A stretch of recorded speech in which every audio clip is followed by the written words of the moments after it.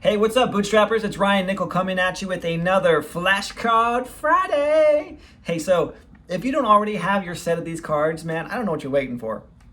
Go ahead, click the link right there below and get yourself a copy. We've broken them down into 4 different areas. So just like there's kings, not kings, of course there's kings in these, but just like there's queens, no wait, hang on a second here. Just like there's hearts and clubs and diamonds and spades, all right, we got it now, okay?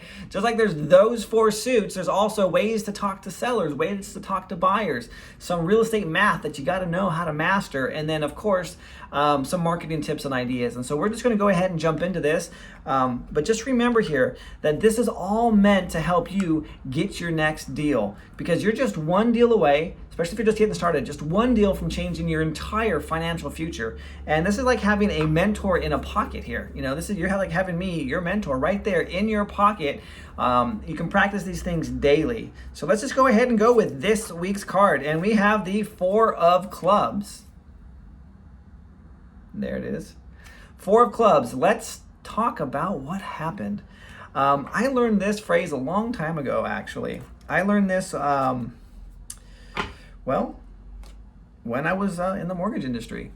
We had a lot of people that would come in and they needed a refinance or they needed something, and there's a lot of tough situations. So like, especially when you're looking at someone's credit. You're like, oh, man, okay. You know, everything comes out. You're completely exposed at that point. You know, there's no hiding underneath the sheets on that one. So let's go about here and talk about this. So I'm going to read this card to you. Let's talk about what happened. The 4 of spades. No, clubs. This is a club. Yeah, it's definitely a club. You can tell I'm a poker player. All right, your job is to uncover the problem and see if it's resolved itself or not. So, I understand that bad things happen to good people. I'm here to help. Let's talk about what happened. A variation, if in default, so for example, if they're like in foreclosure, is, how did this happen? Oh my gosh. Look for job loss, illness, divorce, etc. What you're trying to do is you're trying to uncover what it is that happened that caused this situation. So I just got off a call on a property. It's a bundle deal. We're trying to tie up. It's a son who is managing his mom's properties, and his mom is 86 years old. And the thing that's going on right now is mom is living with her daughter, so his sister, and still has the idea of what's happening, but she's getting old, and these properties, they don't have the financial resources to go ahead and to fix them up. So the rents are way under market because they're also reflecting what they are as far as rentals. And so there's a lot of deferred maintenance, which means the rents are low, which means also your tenants aren't complaining about a whole lot of stuff because they're getting rent for almost half off of what it should be. Anyway, in talking to him, his dad died in 1981, and mom has just let these properties slowly just go down, but they own a lot of them. We're talking about, maybe not a whole lot compared to what you used for or some other people, but anyway, we're talking about 14 different properties here. And, I asked I said, so tell me what happened. Like, what's going on? Why are you looking to sell? Basically, is what you're looking for. You're trying to uncover. Is it a job loss? Is it an illness? Is it a divorce? What is going on in their life? And is it short-term or long-term? Has it resolved itself? And so what's happening here is he is now collecting all of the rents. Mom goes to one of the properties and prunes the grass, the yard, just to stay busy. He told me, it's like she literally goes there almost every day.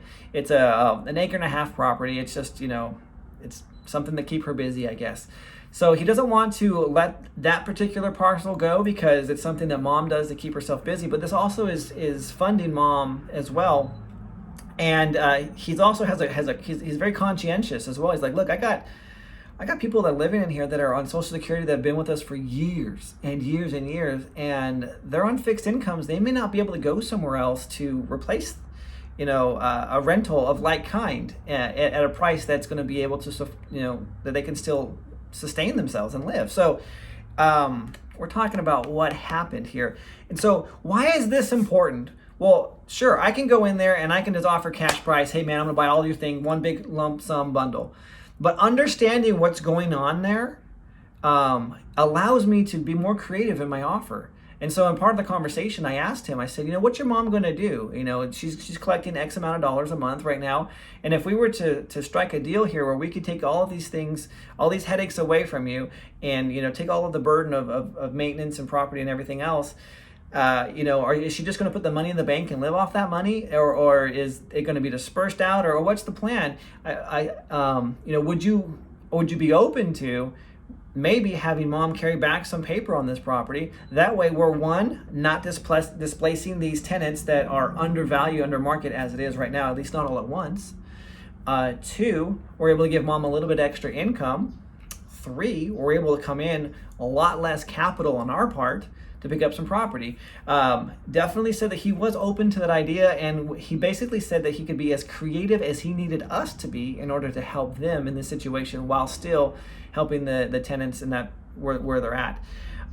So it's definitely a great tool to use to ask this question. Let's talk about what happened, or the variation of it, how did this happen, if it's something that's like a default situation. So the Four of Clubs, a great resource tool for you to have in your arsenal when talking to people, is just to basically peel back the layers and find out, hey, what else is here and how can we help each other?